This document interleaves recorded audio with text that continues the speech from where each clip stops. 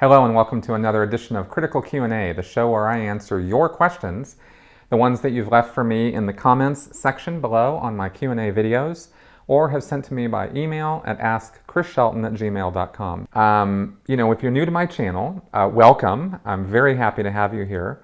And go ahead and check out some of my videos, including my first series on what is wrong with Scientology that I produced almost, a year and a half ago or something, and some of the other more viewed videos like Scientology Organizational Madness and Scientology is Coming Apart at the Seams, and a summary of Scientology and maybe a couple of my longer presentations about it.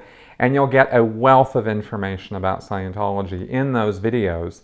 And then feel free to ask me whatever you want that isn't something that would be a question that would be already answered by me in some of my other content. So however, on the other hand, I just put up a podcast yesterday, an interview with a cult therapist, Rachel Bernstein. And this was a really, really fun interview to do. And I will definitely be doing some more work with her in the future for my channel, video work, and that'll be coming in the coming weeks and months. But if you are at all interested in what it takes to get somebody out of a destructive cult, or how to deal with somebody who is in one, if you have family or friends or something like that who's in one, this podcast that we just did has some really, really good information in it, and I can't recommend it enough. So check it out.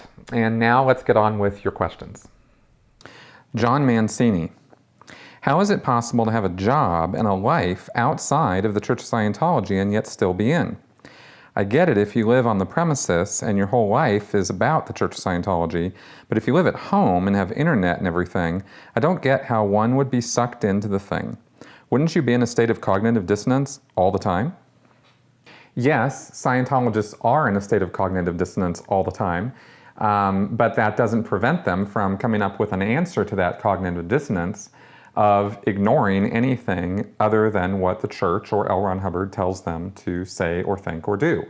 That's what being in a destructive cult and being a cult member is all about. It's not like a normal life. It's a life where you have agreed to and become part of a group where the group dynamic is more important to you than your own independent critical thinking. And it's not like a choice is made where now I'm going to be stupid. The choice that's made is I am going to follow the rules of this group, and I'm going to be part of this group, and I'm going to do what this group says because it's offering me something that I feel is worth so much that I'm willing to put up with the restrictions or guidelines or rules of that group. And if you think about it, that's really not very hard to understand because we all do that all the time. In order to drive a car, you agree to follow the rules of the road. You don't like to follow the rules of the road, but you will follow them, especially if a police officer is watching you, because that's the agreement you make in order to continue to have the privilege of driving, let's say in the United States or in the UK or wherever, right? It's not really so dissimilar to that. You simply agree to limit your own personal freedoms and choices. In this case, for example, you're not going to drive 80 miles an hour down a residential road. And you might do that out of common sense, but you also might do that where on days where you're in a hurry and you really want to be barreling down the road, but you're not going to because you know that if you were to do that, you could have that privilege taken away from you. Well, with Scientology, the privilege that they believe that they are getting is personal spiritual immortality. And that's a really big give. I mean, that's the benefit of all benefits. And it's worth sacrifices. It's worth limiting or curbing your ability to go and look at things on the internet that you might be wanting to look at or be tempted to look at, but you stop and you don't do it because you know that by stopping yourself from doing that, you're saving yourself a lot of money because you know that you'll get in a lot of trouble if the church finds out you've been doing that. But you also have a belief and a faith in the Church of Scientology. You think that what it's doing is right and good and pure, and that L. Ron Hubbard actually knew what he was talking about. You've bought into that. And we all buy into things. So if you kind of look at it from that perspective, I think it'll make a bit more sense as to why it is that people who have jobs, have lives outside of the church, and most Scientologists do, are willing to restrict themselves or their behavior, or what they're going to look at or talk about or anything like that. It's not that Martian. It's not that foreign of a concept if you look at it in terms that relate to your own life. And I think I hope that makes sense. Order 66. David Miscavige, or the Space Pope as I like to call him, has proven himself to be a potentially dangerous person, imprisoning people, beating his staff, willing to let his own father die. If and when Scientology hits an iceberg and it becomes obvious that the whole thing is going to come down, do you think the Space Pope could possibly decide to take as many people down with him as he can? I don't mean throwing people under the bus. I mean, do you think he could, God forbid, order people to be killed? It's an extremely unpleasant thought, but he is a violent and arrogant guy who is willing to hold on to power by any means necessary, and sometimes I'm genuinely concerned for the safety of outspoken critics such as yourself. Well, thank you for your concern. I definitely appreciate that. I do not think, as a critic of Scientology, that I am taking my life into my hands or that I'm at the risk of actual violence being committed against me by Scientology or by order of David Miscavige or anything like that. I've never had that idea. And of course, I don't, condone or ask for any violence to be committed to Scientologists either. I think violence is should be no part of the picture. Now, I've been asked a lot. I get a lot of questions coming my way about David Miscavige and will it be a Jonestown and will he have people drinking the Kool-Aid or will he, become, a violent sociopath or something like that. And of course, it's an impossible question to answer because I'm not David Miscavige, I'm not in his head, and I don't know for sure what would happen. I don't have any fortune-telling, prediction powers. But my opinion is no, I don't think that's what's going to happen. I don't think so because I don't think that any Scientologist or any Sea Org member at the INT base, which is where Miscavige mostly lives, is in a frame of mind where they're going to be willing to commit suicide because David Miscavige tells them to. It's not really like that in Scientology. They're not worshiping David Miscavige. They're in love with or passionate about the concept of Scientology and saving the world. And that's why they make the sacrifices that they make. There's altruism there when it comes to those Sea Org members at that level. Now, they're not saving the world and they're not doing really any good at all up there, but they think they are. And that's what drives them and keeps them going. And that's why they make the sacrifices that they make. So they're not doing it because they think David Miscavige has the answers to life and the universe. They think David Miscavige represents Scientology. They think that he is the power figure in Scientology who people in Scientology listen to and follow and respect. And so they think, my idea is that those people at the INT base, the Sea Org members there, believe that if David Miscavige wasn't in that position or was taken down or somehow, something bad happened to him, that Scientology would suffer as a result. They think he's the one who's keeping it all together. And they're in a frame of mind that they think they're, lucky to be there and that sort of thing. So I don't think, but they're not in a frame of mind where if David Miscavige says, okay, now you need to go kill somebody or now you need to go kill yourself, they're not going to do that. Now, as far as what would David Miscavige do if the enemy were at the gates and he were about to be led away in handcuffs or something, I think you would see more of a reaction like Saddam Hussein, where he disappears and they eventually find him, shoring up at some hotel or something, like they found Saddam Hussein in some cave somewhere. and he looked horrible, and he was all downtrodden and defeated. I think that's the kind of thing that you would find David Miscavige doing, because he's a cowardly person at heart. He's got a craven personality, you know, as do people like him. So I think that he is not the person who's going to come out guns blazing in a fit of you know, violent, you know, glory. Nobody's going to take me, you coppers. You know, I don't see David Miscavige doing that. I think he's going to run and hide in the bushes, or, you know, out the back way or something, and he's going to do everything he can to get away.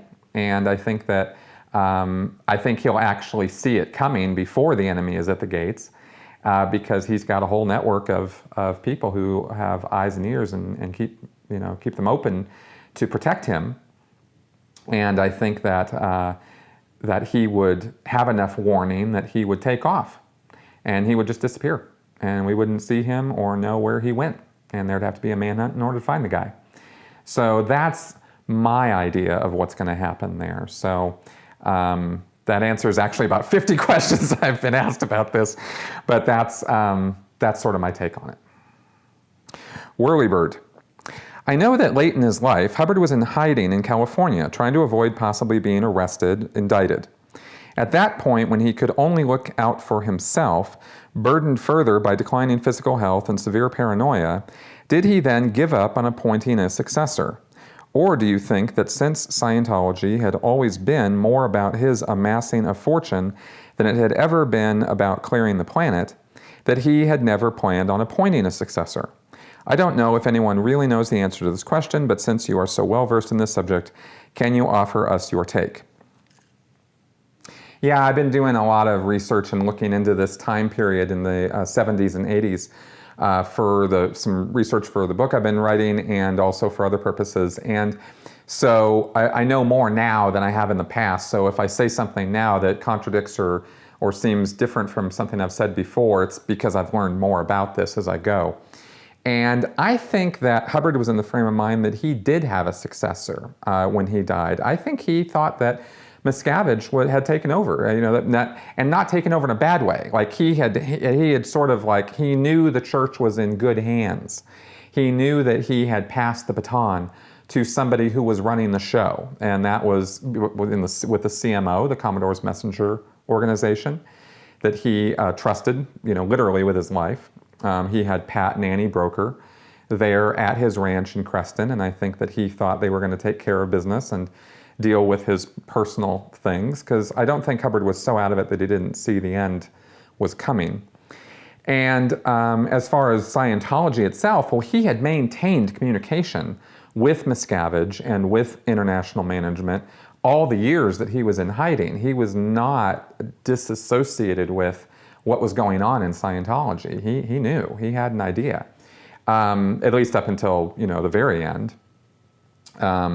You know, maybe a month or 2 or 3 or something like that, I'm guessing, you know, a few months before he really ended up going. He was kind of keeping his finger in the, you know, in the pies of what was happening. But he knew Miscavige was running things, and he knew that, you know, that international management was established and running and that sort of thing. So I think he thought that things were pretty well in hand when he decided to go.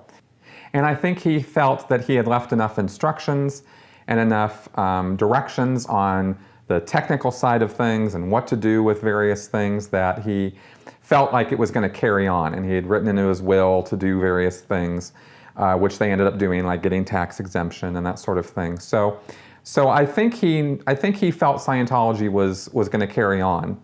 I think that he was more concerned, Hubbard was more down, you know, dejected about the fact that he hadn't figured out the OT levels. And I don't know what his thinking was in regards to that, but he had to know that he didn't have it all figured out. So I don't know what his plan was in that regard. Chris C. Your recital of the poem, Joy of Creating, reminded me of something I've always wondered. Sorry if it's come up before, but I'm a new subscriber. LRH produced volumes of writings, and the ex-Scientologists I've been exposed to seem to all have an uncanny ability to recall and recite much, if not all, of it. Can you give a specific example of the process one would go through where the end result is having these words forever committed to memory? Was that poem part of a class? How were you introduced to it? What did the exercises consist of? And how would you have performed the steps? Well, nobody actually has asked me about this before, which is why I'm taking it up and answering this, because there actually are a couple procedures in Scientology for memorizing things. Memorization and rote learning is a standard part of a lot of destructive cults and how they inculcate their members or the followers in the teachings of the guru, in this case Hubbard. And so there have been, the first and most used in Scientology is something that Hubbard called Chinese school. And this was a procedure that he said or claimed was based on how children in China are taught.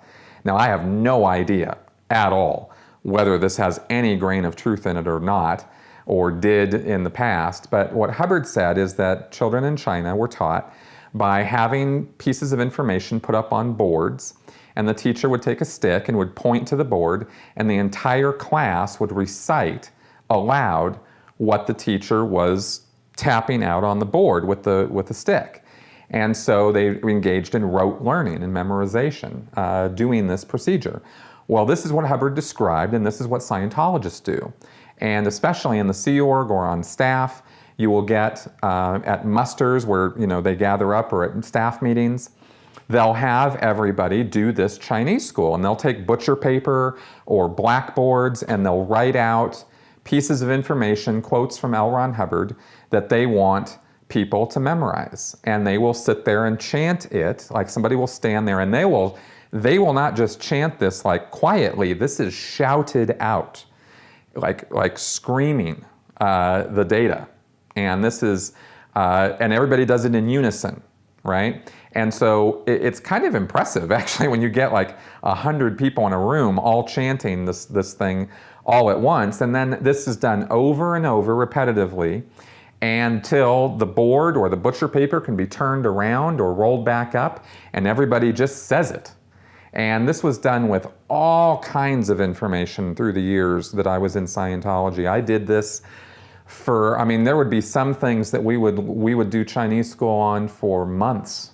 Every morning we would rattle off management data, or when I was learning how to be a course supervisor in Scientology, there's a thing called the Supervisor's Code, which I think is like 23 points or something, and we had to learn every one of them verbatim. And so every morning we would chant off, like we would take a chunk of 5 of them, and we'd go through them, and we'd go through them like 3 or 4 times. And over the days, we'd go through all 23 points. And you do that for months on end, every morning for 10, 15 minutes in the morning. After about 4 or 5 months, you've learned it. And I knew that supervisor's code for years and years and years. I could probably right now still rattle off some of those things. So that would be an example of how it was done. There was another time where there was a special project in Los Angeles. I was a manager, and all of the managers for the Western United States were gathered up, and we spent hours and hours Chinese schooling whole issues that Hubbard had written. We had to literally memorize an entire 2-page issue, and that was quite something. That took us weeks to do, but we got it. We got the whole thing, And I don't particularly say that with pride right now. I'm just saying that's what we did. The other thing is familiarity. Is just you hear something over and over and over again. And that Joy of Creating poem that I recited was a case of that. We would Chinese school Joy of Creating sometimes, but also there was you just hear it over and over and over again. And Joy of Creating is just a few lines. It was easy to memorize that. So when you're around something for as many years as most Scientologists are, I was 27 years, and the same important things keep being stressed, then you just learn them, kind of like your favorite songs. You just hear them over and over again, and you pick them up. Now, ever since 1996, there was also a drill that was done in the classrooms with individuals, not Chinese school, but individuals would sit and do these verbatim drills where they were required to learn Scientology pieces of information verbatim. And they were called patter drills. And they were required to learn the patter, like the commands of auditing procedures or what they were expected to say during certain things. And then this was also carried over to learning the code of a supervisor or various lengthy Scientology pieces of information, which I won't even try to get into right now because I'd be talking technical stuff for hours, but long pieces of stuff. And what you do is you literally just sit down in front of a wall and you hold in the piece of paper of what it is you're supposed to learn, and you just sit there and recite it to the wall. You say it out loud to the wall over and over and over, and people will do this for hours until they learn. And then the supervisor will come over and he will check the person. He'll take the paper from them, and they will have to sit there and say the whole thing perfectly, not miss a beat, not miss anything. And when they can do that, they get a pass on that drill. Excuse me, and they go on to the next drill, or they go off to whatever else they're going to do. So all Scientologists now do these verbatim patter drills on lots and lots of different things in Scientology. So it is a thing. There are different methods in Scientology to do it, and that's how I knew that poem. Monty Ollie. At about the 12-minute mark, you talk about how Scientologists who have committed crimes should be dealt with in a court of law. Do you believe this to be true for former members like Marty Rathbun or Mike Rinder? They participated in stalking and coercion when they were in, but are different people now? I've said before, I think, that people who come out of Scientology on their own bat have a lot of, they get a lot of props from me. I grant a lot to somebody who manages to overcome the cult thinking process and get themselves out of that cult situation. And I don't particularly hold, massive grudges against people like that. Now, as far as Mike and Marty go, what I'm going to say about them is that they have done so much since they came out to criticize the cult in an effective manner. And they have done this over and over and over again, that at this point in time, my view about Mike and Marty is, how much more are they supposed to do before they get a pass? Now, that's my own viewpoint. I was never personally harmed or stalked or harassed by Mike and Marty, and I understand that there are people out there who have suffered at the hands of what Mike and Marty did when they were in the church. I have expressed before that I hope that Mike and Marty have reached out to them or have done something to, make contact with those kinds of the people that they harmed personally, and done something to take responsibility for that. But that's I'm not going to sit in judgment on them, because I feel that they have gone so far above and beyond what most people who leave Scientology do, that I don't have a thing on them. Now, that's my opinion. Right or wrong, good or bad, you can judge me however you want to on that, but that's what I think. I do feel that people who come out of a destructive cult situation have amends to do. They have reparations to make. I certainly did, and I to the degree that I am still doing what I'm doing here, I think part of what I'm doing is making up for some of the damage that I did when I was in the cult, because I did damage to people's lives as a result of being a Scientologist, and I'm regretful of having done that. And so part of what drives me, part of it, not all of it, but part of what drives me to do what I do is wanting to make up for that. I think that's the same thing with Mike and Marty. I think that they are driven to do what they do because they want to make up for some of what they were involved in when they were in Scientology. And that's about as far as I'm really willing to look at or judge them, because otherwise I think, questions of vindictiveness or, what should be done about them because they committed crimes and they should go to jail. Well, good. Call the police. File a police report or something, because I don't really know what else to say about that. It's this question that goes around in the ex-Scientology community about those two specifically. And I've kind of said what I have to say about it. And that means it's Flash Answers time. Order 66. Why do you think the church never lashed out at Saturday Night Live for their brilliant parody of the We Stand Tall video featured in Going Clear? They knew they were being made fun of, and I expected and hoped that the church would respond with some of their usual idiotic press releases. It would have provided SNL with a full season's worth of material. Thank you for your time. I don't know if the Church of Scientology actually does watch Saturday Night Live or not. Actually, I'm sure that they did know about the parody, and I think maybe in this one case, maybe somebody actually had two gray cells to rub together in regards to the response to that, and knew that Saturday Night Live would only continue to ridicule and parody them if they even tried to respond to it. Now, I know that's, a tall order to accept that idea, but I really don't have a better answer. Ace Vitura. In your answer about spirituality, you talked about a lot of points. I just wanted to know if you still believe in afterlife. With that, I mean recurrent lives, like in Church of Scientology, but also reincarnation without knowing, Eastern. I actually have no idea. I, again, have a sort of a hope that there will be more life after this body is dead.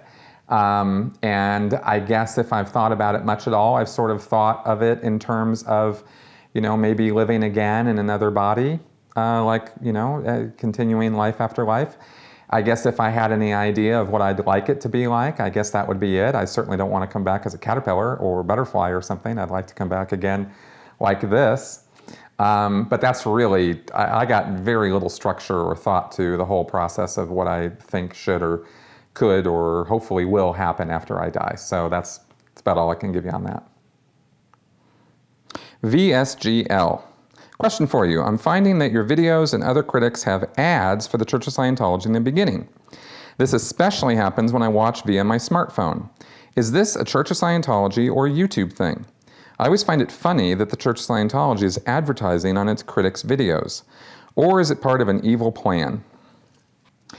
There's no evil plan. The reason that this happens is because I index my videos under Scientology, because it's a topic that I cover in my videos. And so the Church of Scientology has apparently paid something like $8 million to YouTube for advertising. And YouTube's algorithms call for ads to be hooked up with things that are on the subject matter of the ads. So Scientology is pretty specific. So those ads come right to my videos. And frankly, I couldn't be happier about it because it means that some of those advertising dollars are coming my way. So cheers. I've also kind of started to wonder whether maybe some of the people in the advertising department of Scientology are watching some of my videos and maybe learning some things. Fat Oneful. I've noticed former Sea Org members like yourself grow beards when they get out. Was facial hair banned in Scientology? No, it's not. There's no restrictions on facial hair whatsoever. And I have just grown this out because somebody suggested that maybe I would look good with a beard, and I gave it a shot, and I agreed. So I've kept it. Chris Wood. Hey, good video. I kid you not, I mentioned Scientology at my workplace this week, and immediately a guy said that it was insane. So did another coworker. How many in the hierarchy of Scientology know how much of a pathetic joke the public views it as?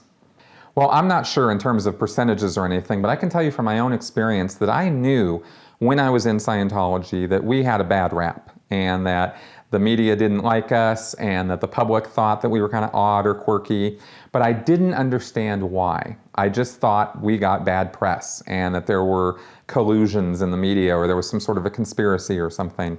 I really did think that. And after I got out of Scientology and I got on the internet and I saw what was out there for real, like I really went down the rabbit hole, everything became clear, and I had no idea how bad it was, how bad the information out there is, and how readily accessible it is. Because, of course, me being in Scientology and in the Sea Organization, I was denied access to that, and I policed myself when I did have internet access so that I wouldn't look at it. So I did not really have a clue how toxic Scientology actually was when I first got out of Scientology, and it took me months to find out. Okay, and that's the end of another Critical Q&A episode for this week. If you have any other questions or comments for me, leave them in the comments section of my Q&A videos. I'll be happy to look at them, and I try to see every single one that comes in. And also, if you're finding any value in what I'm doing here, of course, consider throwing some support my way or becoming part of my Patreon campaign. The members who sign up and support me on Patreon are really doing me a solid and enable me to do what I'm doing with the content that I'm providing on my channel. And I cannot tell you how much I appreciate it. It means all the difference in the world to my ability to actually do this content and keep it coming out every single week like I'm doing. So thank you very much for that. And thank you very much for watching this show. And I will see you next week.